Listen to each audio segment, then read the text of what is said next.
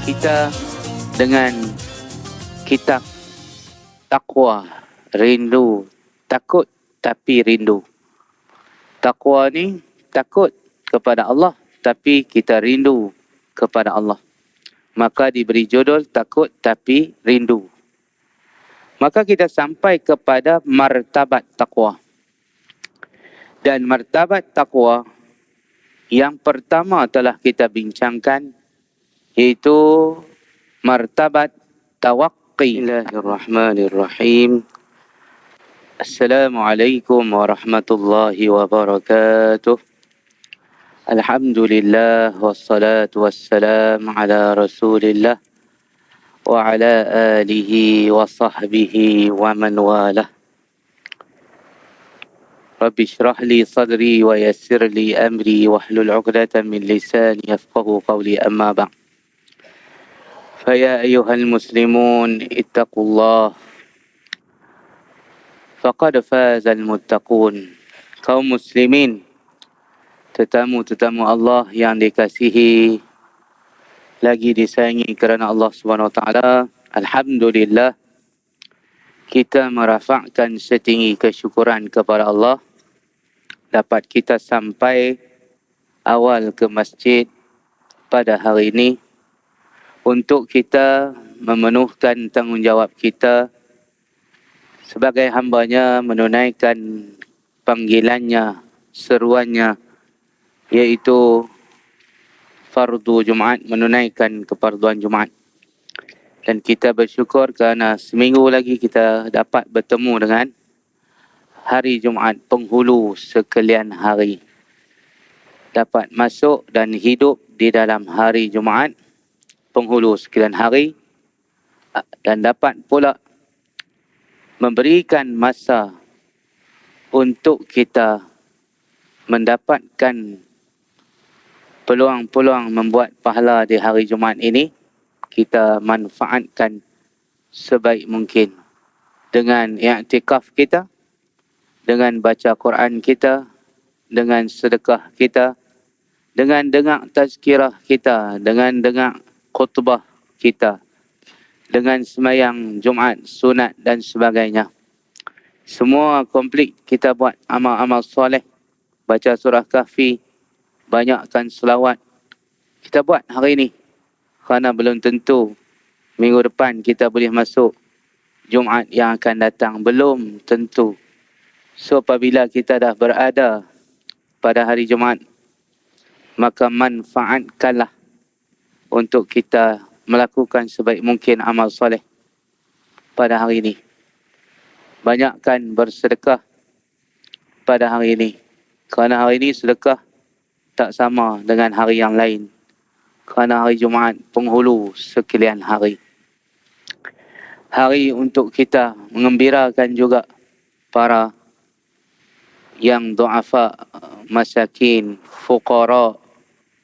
Mereka juga seronok pada hari Jumaat kerana hari kegembiraan mereka seminggu sekali. Jadi tuan-tuan yang dirahmati Allah Ta'ala sekalian, kita dengan kitab takwa, rindu, takut tapi rindu. Takwa ni takut kepada Allah tapi kita rindu kepada Allah. Maka diberi judul takut tapi rindu. Maka kita sampai kepada martabat takwa. Dan martabat takwa yang pertama telah kita bincangkan iaitu martabat tawaqqi. Tawaqqi makna memelihara diri. Martabat ini kita menjadikan takwa itu sebagai memelihara diri kita dengan dua perkara. Satu, memelihara diri kita dengan yang fardu, dengan yang wajib. Dan yang kedua, kita memelihara diri kita daripada yang haram, yang syubhah. Iaitu dipanggil takwa martabat yang pertama. Iaitu wa alzamahum kalimatat taqwa wa kanu ahaqqa biha wa ahlaha wa kana Allahu bikulli syai'in alima. Dan Allah mewajibkan kepada mereka kalimah taqwa, dan merekalah orang yang patut memilikinya dan ahlinya yang sebenar, dan adalah Allah Maha mengetahui segala sesuatu. Bila Allah SWT bagi takwa kepada seseorang, dan Allah SWT mewajibkan ataupun menganugerahkan kepada mereka takwa itu, maka seseorang itu akan dapat menjaga dirinya, memelihara dirinya. Batulah di antara makna takwa ialah berhati-hati. Di antara makna takwa juga ialah menjaga diri, memelihara diri kita daripada sebarang kemurkaan. Sebab tu dikata dalam makna takwa selalu disebut oleh Tok Khatib ketika baca khutbah dengan erti kata melaksanakan segala titah perintahnya dan meninggalkan segala tegahan dan larangannya. Itu makna takwa yang umum, yang biasa kita dengar. Maka yang kedua martabat yang kita nak masuk ialah tajannub. Tajannub makna apa? Menjauhkan diri daripada dosa-dosa yang bersifat perbuatan atau meninggalkannya, sehinggalah dosa kecil yang kecil pun ditinggalkan. Itu dipanggil tajannub, menjauhkan betul-betul diri kita daripada kemurkaan Allah. Apa yang dikatakan murka Allah tu, jauhkan diri kita daripada dosa-dosa besar dan juga dosa-dosa kecil. Dan dosa ni, tuan-tuan sekalian, dia berlaku dengan dua jalan. Satu, apabila kita meninggalkan perkara yang disuruh, yang wajib jadi dosa. Yang kedua, membuat benda yang diharamkan oleh Allah, jadilah dosa. Dosa terjadi dengan dua jalan tersebut. Satu, tinggal apa Tuhan suruh. Dan yang kedua, buat apa yang Tuhan larang. Satu takwa tadi itu, makna tu buat apa Tuhan suruh, tinggal apa yang Tuhan larang. Maksudnya sifat takwa daripada aspek melaksanakan syariat. Sifat kita tu kena buat syariat Allah. Dengan adanya takwa, nak tengok sifat takwa tu ada pada diri kita, kita junjung tinggi segala syariat tu yang dikata titah perintah. Segala yang Allah SWT syariatkan kepada kita, kita buat. Segala yang Allah Ta'ala larang kita, kita tinggal. Itulah yang dikatakan sebagai syariat. Sebab syariat ini ialah peraturan. Syariat ni maknanya perundangan. Syariat ni makna kata undang-undang Allah Ta'ala. Dia tidak benak kita ikut suka kita. Tetapi dia suruh kita duduk di atas muka dunia ini mengikut peraturan-peraturan dia. Waktu semayang dia suruh semayang, waktu solat kita disuruh solat, waktu Jumaat kita disuruh solat Jumaat, waktu Ramadan kita disuruh puasa, waktu haji raya kita disuruh raya haji, raya korban. Maka kita berjalan mengikut syariat. Setiap hari ada syariat yang kita kena buat. Setiap tahun ada syariat kita buat, kena buat. Setiap umur hidup kita, seumur hidup kita, kita kena buat syariat haji. Jadi ini dipanggil sebagai menjaga diri kita. Sifat taqwa ialah menjunjung syariat Allah. Tidak kita abai dan tidak kita cuai, tidak kita tinggalkan segala syariat Allah. Maka tidak dapat lari kita tuan-tuan daripada akidah, syariat dan juga akhlak. Kerana di dalam pelaksanaan syariat tanpa akhlak ditolak juga. Sebab itulah Nabi SAW dia menyebutkan, aku diutuskan untuk menyempurnakan akhlak yang mulia. Nabi tak sebut syariat yang mulia, akhlak yang mulia. Kerana akhlak itu pun termasuk dalam syariat. Dan akhlak itu ialah hasil, buah, jelmaan daripada iman, daripada taqwa yang kita ada. Seorang yang solat dalam keadaan tidak berakhlak, solat cincai buncai, solat dalam keadaan tidak tomak ninah, solat dalam keadaan mencuri dalam solat, tak diterima solatnya. Solat dalam keadaan riak, tak diterima solatnya, akhlak tidak ada. Seorang yang berpuasa tidak berakhlak, tidak diterima puasanya. Seorang yang berzakat, bersedekah tetapi sombong, angkuh, lempar duitnya, nak ambil, nak sangat, baling gitu. Tidak berakhlak di dalam mengeluarkan zakat, dalam bersedekah, Tuhan tak terima. Seorang yang haji tidak berakhlak, tidak diterima hajinya. So paling penting kena gabung akhlak dan juga syariat dan juga akidah.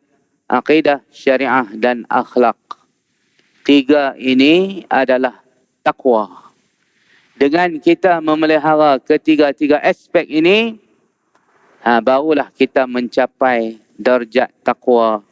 Yang kita sedang martabat, yang kita sedang bincangkan ini ialah martabat tajannub, iaitu meninggalkan segala sesuatu yang dilarang, ditegah oleh Allah Subhanahu Wa Taala.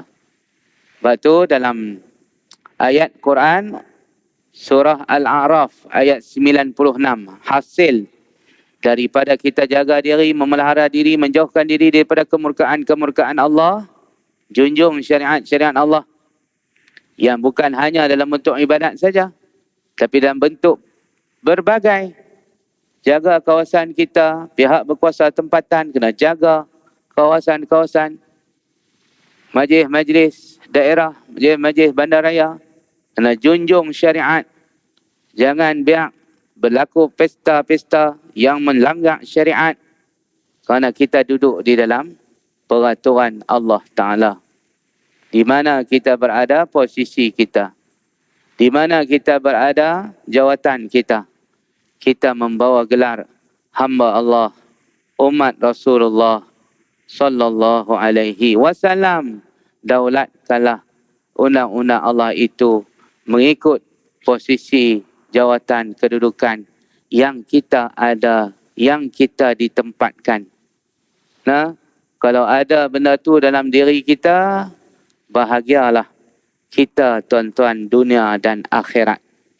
Jadi sebab itu dalam ayat 96 Al-A'raf Allah Ta'ala berfirman, walau anna ahlal qura amanu wattaqaw lafatahna alaihim barakatim minas samai wal ard. Jaminan Allah, sekiranya penduduk di sesuatu kawasan itu beriman, bertakwa, Allah Ta'ala menjanjikan dengan lamut taukid, pasti kami akan membuka pintu-pintu keberkatan daripada langit dan bumi. Ini jaminan Allah Subhanahu Wa Taala bagi mereka yang menjauhkan diri dan kawasan mereka, menjauhkan diri mereka dan rakyat di kawasan-kawasan mereka daripada perkara-perkara yang dilarang oleh Allah Ta'ala, maka mereka ini akan mendapat keberkatan yang turun daripada langit, keberkatan-keberkatan yang terpancar daripada bumi. Ini jaminan Allah Subhanahu Wa Taala. Ayat ini adalah sebagai peringatan kepada masyarakat, kepada negara, kepada negeri, kepada kawasan, kepada PBT sejak dahulu sehingga sekarang. Mereka yang menerima junjung tinggi syariat Allah, beramal, berpegang, patuh, taat, mereka yang tunduk kepada tugas-tugas sebagai umat Rasulullah, jaga title umat Nabi itu, tidak membuat sewenang-wenangnya perkara-perkara yang dilarang, maka mereka dijanjikan dengan keberkatan. Keberkatan makna apa tuan-tuan? Ialah bertambah manfaat. Nah, ziyadatul khair wal manfa'ah wal fa'idah. Itu dia berkata berkat. Bertambah kebaikan, tambah manfaat, bertambah faedah. Itu kata berkat. Banyak tu juga umur kita tak panjang tapi penuh dengan kebaikan. Penuh dengan pahala amal soleh. Sangat-sangat minima dosa. Itu dikatakan manfaat. Itu dikata berkat hidup. Masa 24 jam juga. Bukan boleh jadi 25 jam.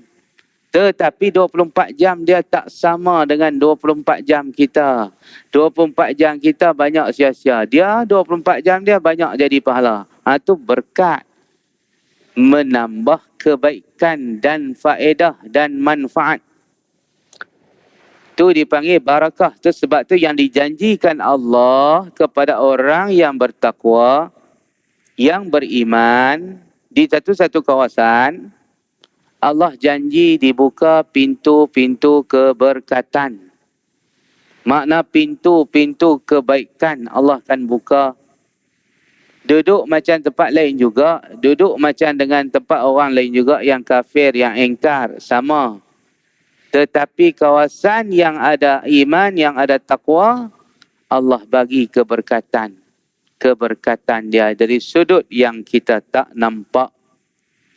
Yang diberikan oleh Allah Subhanahu Wa Taala. Sebab itu berkat ini dia bersifat subjektif, dia pelbagai, tak ada secara objektif.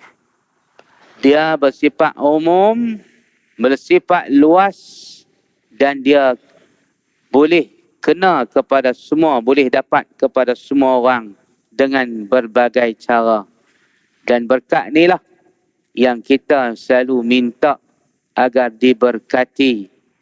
Berkat makna jadi pahala, berkat makna jadi guna dan manfaat sampai akhirat. Itu berkat. Kalau tak berkat dia habis dekat dunia saja. Pahala-pahala kita ni tak dan nak sampai nak tolong kita habis. Itu tak berkat. Pahala yang kita dapat tu tak berkat. Jangan kata rezeki tuan-tuan, pahala yang kita dah buat ni pun kalau tak berkat hilang jadi milik orang lain. Dia pindah milik kepada orang lain. Tapi kalau berkat, pahala kita buat tu, kita pelihara dia, tak bagi jadi muflis akhirat. Kita jaga pahala tersebut dengan cara diberkati oleh Allah macam mana? Allah jaga kita supaya jangan merugikan pahala yang kita bawa balik pulang bertemu Allah, nanti menjadi milik orang lain. Sebab kerana kita ada masalah buat maksiat, buat benda-benda yang dilarang oleh Allah Ta'ala dengan orang tersebut. Maka tuan-tuan jangan sesekali menentang dan meninggalkan syariat Allah. Dan sekiranya tidak beriman dan bertakwa, sudah tentu tidak ada keberkatan. Jadi dia kata, dalam peringkat tajannub ni, kita jaga, jauhkan diri kita daripada sebarang bentuk maksiat, dalam bentuk kemurkaan Allah SWT, diri kita dan juga masyarakat kita, kawasan kita, tempat kita. Kerana kalau diri kita saja pun akan mengundang bala Allah SWT juga sekiranya tidak ada amar ma'ruf nahi munkar. Kerana bila dia datang bala, ya'umul jami', bala bila datang dia menyeluruh, berbeza dengan ni'mah, dia yakhus, bersifat khusus. Manakala yang kata bala, dia bersifat umum. Tapi sekiranya berkat, berkat akan menyebabkan kita selamat. Sebab disebut berkat dan selamat. Berkat selamat insya-Allah bila iman dan takwa menjadi pegangan dan menjadi dasar prinsip hidup kita semua, tak kira kita berada di manapun kedudukan dan posisi kita. Yang ketiga, martabat yang ketiga ialah tanazzuh. Tanazzuh makna bersihkan diri. daripada gangguan yang ada pada diri kita dan berpegang kepada Allah dan yakin dengan benar kepada Allah Subhanahu wa taala. Jadi makna tanazzuh menyucikan, membersihkan daripada sebarang bentuk keraguan, was-was, kepada yakin sepenuhnya kepada Allah. Itu makna taqwa. Kita buang segala ragu-ragu, kita buang segala was-was, kita masukkan yakin dalam hati kita. Peringkat ni, peringkat tinggi. Bila kita sudah sampai martabat yakin betul-betul dengan Allah SWT, maka tidak ada lagi kesusahan, kepayahan, tidak ada lagi di sana halangan, rintangan dapat dihalungi dengan mudah dan senang. Sebab bila seorang sudah yakin dengan Allah SWT, dia sanggup korban apa saja, jiwa raganya, harta bendanya, demi untuk Allah Subhanahu wa taala. Dan bila peringkat yakin inilah, dia akan tuan-tuan sampai kepada darjat taqwa yang paling tinggi.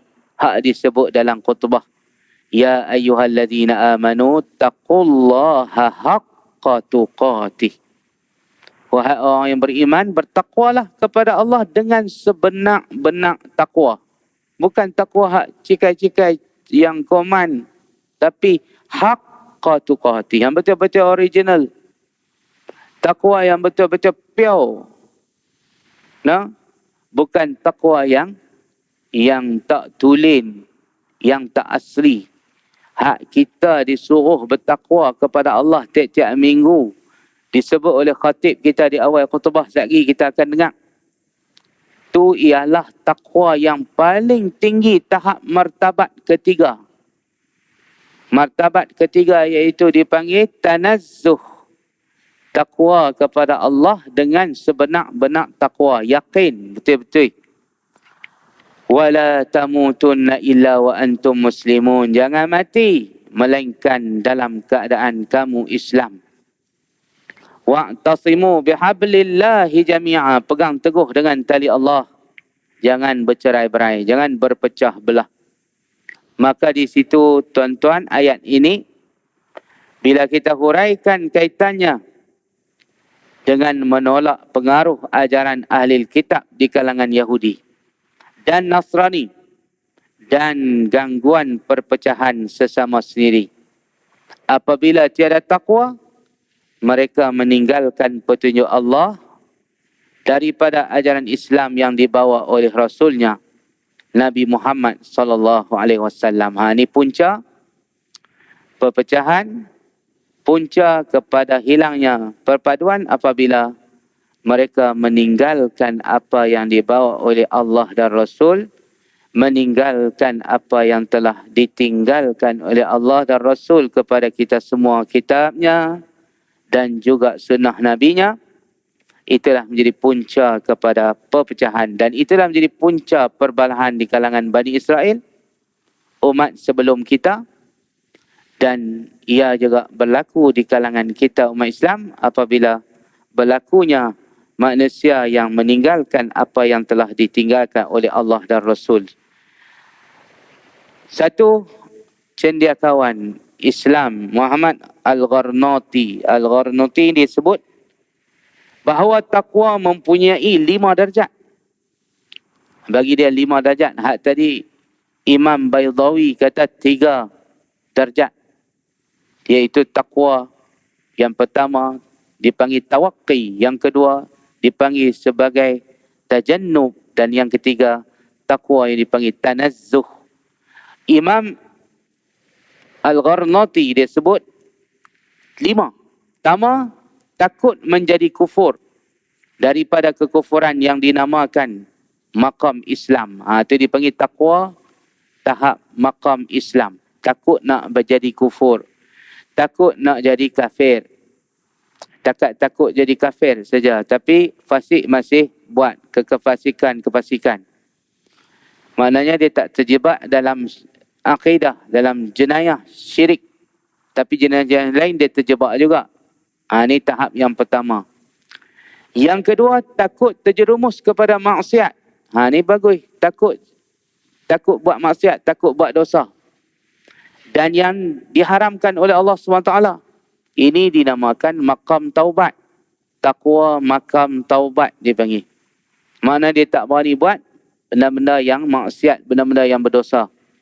Dia berasa nak jaga diri daripada benda-benda yang maksiat. Bukan takat benda-benda yang syirik, yang kafir saja dia takut. Tapi yang berdosa kecil, dosa besar pun dia takut. Yang ketiga, takut terjerumus kepada yang syubhat. Yakni yang tidak halal dan yang samar. Halal pun tidak, haram pun tidak. Tak tahu kedudukan dia. Itu dipanggil samar-samar. Yang ni dinamakan taqwa makam warak. Ini dipanggil orang yang warak. Orang warak dia meninggalkan syubhat. Bukan kata yang haram, yang syubhat pun dia tinggalkan. Ini makam yang ketiga. Yang keempat, takut melampau di dalam perkara-perkara yang diharuskan. Benda-benda yang harus. Dia takut melampau, takut mewah, nak makan benda sedap-sedap mahal-mahal pun dia takut. Nak pakai baju elok-elok harus mahal-mahal, takut. Takut dia kira sebagai melebih-lebih dalam benda yang diharuskan. Itu nama zuhud, tuan-tuan. Zuhud. Orang zuhud ni dia tak ambil walaupun benda tu harus, dia ambil cakap perlu saja, dia tak ambil dalam lebih dan mewah. Itu dipanggil zuhud. Dan yang kelima, takut ingat kepada Allah, ingat kepada yang lain daripada Allah. Takut dia duk ingat lain daripada Allah. Dia duk jaga diri dia, takut teringat benda yang lain, takut zikir benda lain lebih pada Allah, ingat benda yang lain lebih pada Allah. Ini tahap dipanggil taqwa, tahap musyahadah. Musyahadah ni, orang yang takwa dia bukan takut buat maksiat lagi dah. Takut hati dia lalai. Ini tuan-tuan tahap orang yang musyahadah. Takwa mereka bukan sekadar takut benda syubhat, takut lebih melakukan benda yang harus, tidak. Tetapi mereka sudah bimbang risau tentang hati mereka. Takut mengingat makhluk lebih pada ingat Allah. Takut ingat dunia lebih pada akhirat. Takut hati mereka ingat kepada seronok dunia sehingga lupa seronok akhirat. Ini semua ni adalah martabat taqwa mengikut Muhammad Al-Gharnati. Mudah-mudahan tuan-tuan beri manfaat kepada kita semua. Habis tajuk maqam taqwa. So dalam Imam Al-Baydawi 3 martabat. Manakala Muhammad Al-Gharnati dia kata ada 5 martabat dan ada nama dia. Pertama Muslim, taubat, taqwa Muslim, taqwa taubat, taqwa wara', taqwa zuhud dan taqwa musyahadah. Itu 5 peringkat taqwa yang ada yang kita dapat kongsikan pada tengah hari Jumaat hari ini. Jadi sekadar itu, wallahu ta'ala a'la wa alam.